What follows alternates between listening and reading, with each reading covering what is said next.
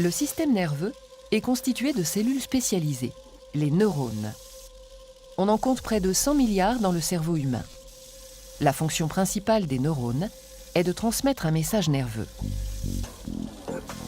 Chaque neurone possède un corps cellulaire enfermant un noyau comme la plupart des cellules de notre organisme, de nombreux prolongements cytoplasmiques récepteurs, les dendrites, véritables antennes, et un prolongement particulier appelé axone ou fibre nerveuse.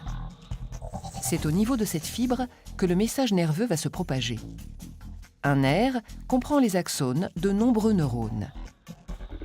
Le message nerveux est l'ensemble des informations qui transitent de cellules nerveuses en cellules nerveuses. Ce message est de nature électrique le long d'un neurone. Il se propage toujours dans le même sens, des dendrites vers la terminaison nerveuse en passant par le corps cellulaire et l'axone. Voyons de plus près à quoi ressemble ce message nerveux. Le long de la fibre nerveuse tout d'abord. Puisqu'il s'agit d'un signal électrique, on peut l'enregistrer grâce à un voltmètre. Lorsqu'on place 2 microélectrodes de part et d'autre de la membrane plasmique, on enregistre une différence de potentiel égale à moins 70 millivolts quand la fibre est au repos. La face interne de la membrane est donc électronégative par rapport à la face externe.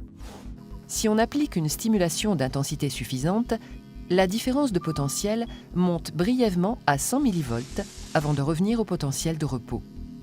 C'est ce qu'on appelle le potentiel d'action qui constitue l'unité élémentaire du message nerveux. Cette variation de potentiel membranaire dure environ 1 milliseconde. En dessous d'un certain seuil de stimulation, il n'y a pas de message, pas de potentiel d'action créé. Au-delà d'un certain seuil, il y a création de potentiel d'action, tous toujours de même durée et de même amplitude. Le potentiel d'action, une fois créé, se déplace le long de l'axone vers la terminaison nerveuse.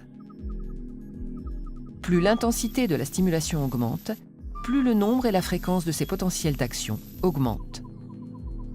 Revenons au parcours du message nerveux.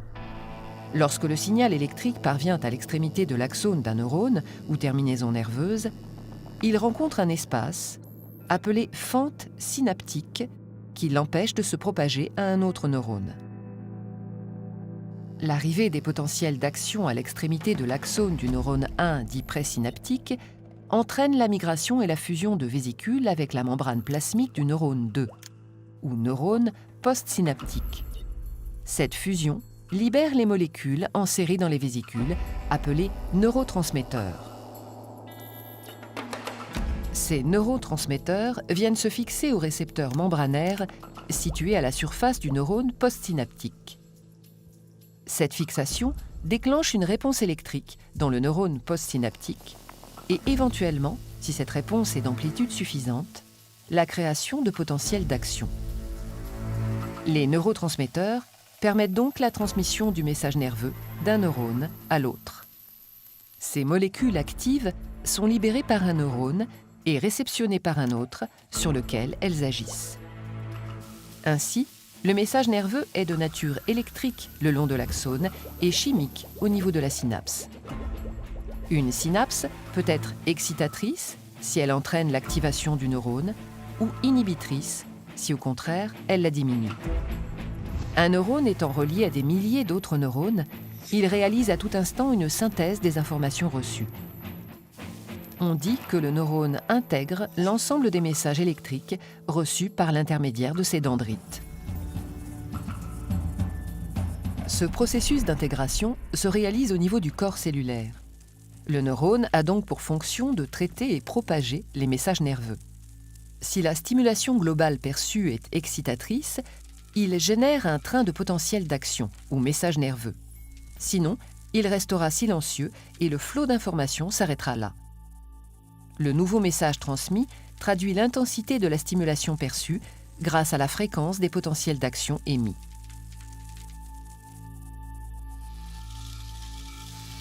Le message nerveux qui se propage dans un incroyable réseau de fibres et de connexions résulte donc d'activités électrochimiques.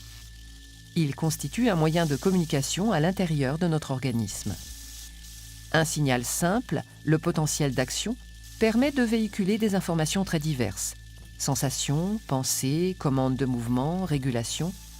De la même manière qu'une impulsion électrique, un bit, est le support de programmes informatiques très variés.